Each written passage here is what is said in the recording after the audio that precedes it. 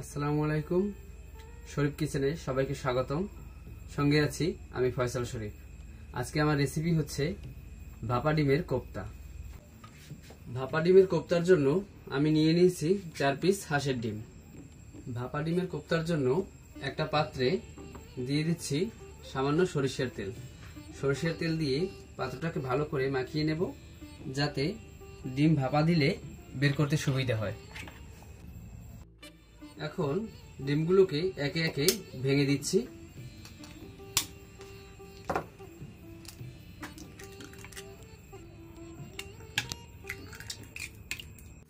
এখন ডিমের মধ্যে দিয়ে দিচ্ছি সামান্য লবণ, সামান্য মরিচের গুঁড়া। ভালো করে এখন ডিমটাকে ফেটে নেব। এখন একটা পাত্রে পানি দিয়ে ডিমের বাটিটাকে বসিয়ে দেব।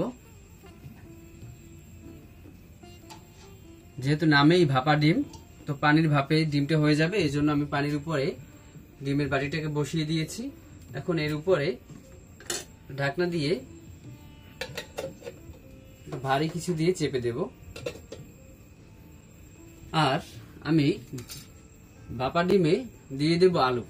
তো ডিম ভাপা হতে হতে আমি আলুগুলোকেও ওই পানির ভিতরে দিয়ে দেব, যাতে আমার আলুটাও তাড়াতাড়ি সিদ্ধ হয়ে যায়, তাহলে আমার রান্নায় সময় লাগবে কম। ওই ডিমের পাশে আমি আলুগুলোকেও দিয়ে দিচ্ছি।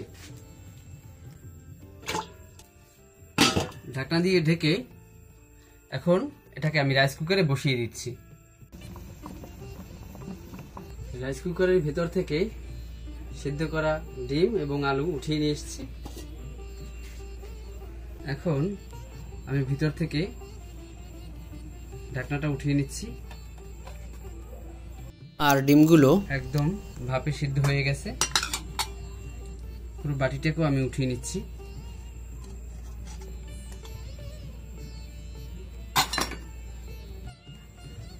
আলু এবং ডিম প্রায় 20 মিনিট ধরে আমি সিদ্ধ করে নিয়েছি। এখন আমি সেগুলোকে উঠিয়ে নিচ্ছি।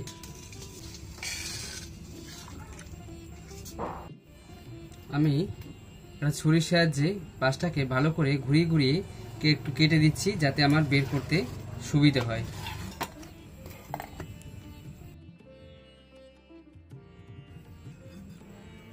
এখন একটা ছুরি দিয়ে পনির সাইজে কেটে নিচ্ছি।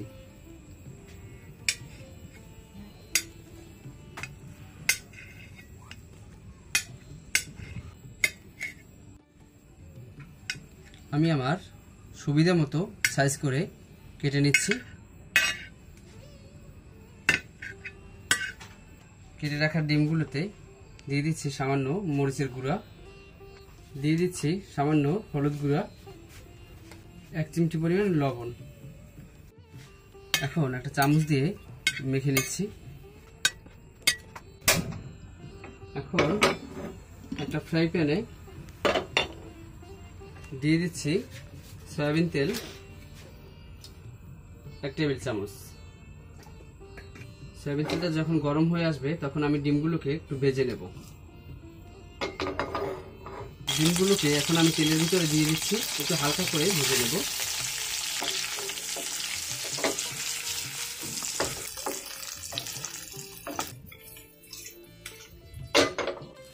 চুলা থেকে ডিমগুলোকে উঠিয়ে নিচ্ছি।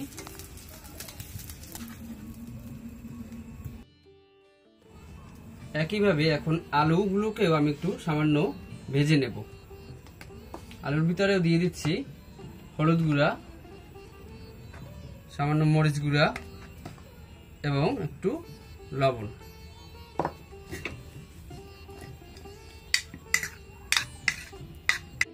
আলুগুলোকে ঢেলে দিচ্ছি।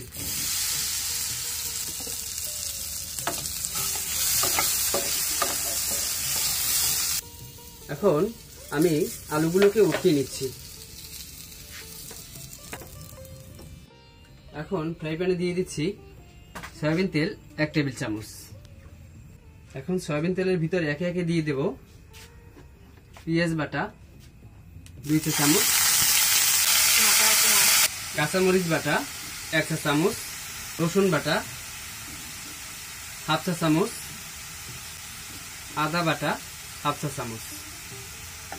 দিয়ে দিচ্ছি লবণ পরিমাণ মতো, দিয়ে দিচ্ছি হলুদ গুঁড়া 7 চা চামচ। কালার আনার জন্য দিয়ে দিচ্ছি সামান্য মরিচ, যেহেতু আমি কাঁচামরিচ বাটা দিয়েছি তাই সামান্য মরিচের গুঁড়া। দিয়ে দিচ্ছি 2টা শুকনো মরিচ।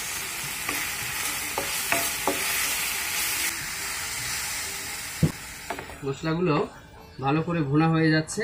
এখন এর মধ্যে আমি দিয়ে দিচ্ছি তেজপাতা 1টি, ছোট এলাচ 4 পিস, দারুচিনি 3 টুকরা, গোলমরিচ এবং লবঙ্গ। এখন সবগুলোকে আমি ভালো করে নেড়ে চেড়ে আবার একটু ভুনে নেব।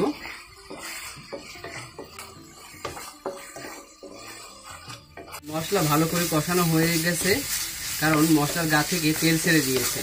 তাই এখন আমি এই মশলার ভিতরে দিয়ে দেব ডিম এবং আলুগুলোকে।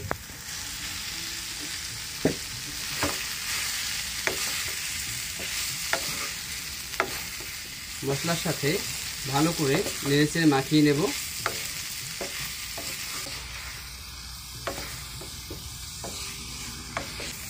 এখন আমি দিয়ে দিচ্ছি পানি।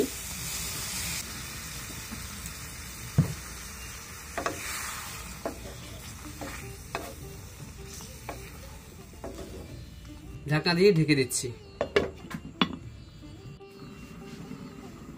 ঢাকনাটা উঠিয়ে একটু নেড়ে চেড়ে দিচ্ছি।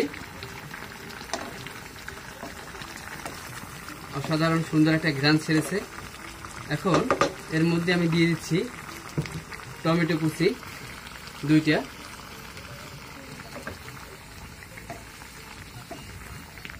ধনিয়া পাতা কুচি উপর থেকে দিয়ে দিচ্ছি।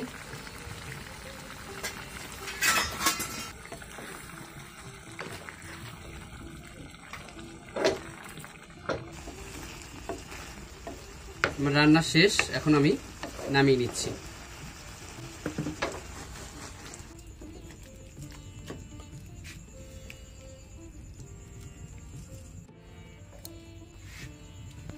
আমার ডিমের কোপ্তা প্রস্তুত। এতক্ষণ সঙ্গে থাকার জন্য আপনাদের সকলকে ধন্যবাদ। দেখা হবে পরবর্তীতে নতুন কোনো রেসিপি নিয়ে। সে পর্যন্ত সবাই ভালো থাকবেন।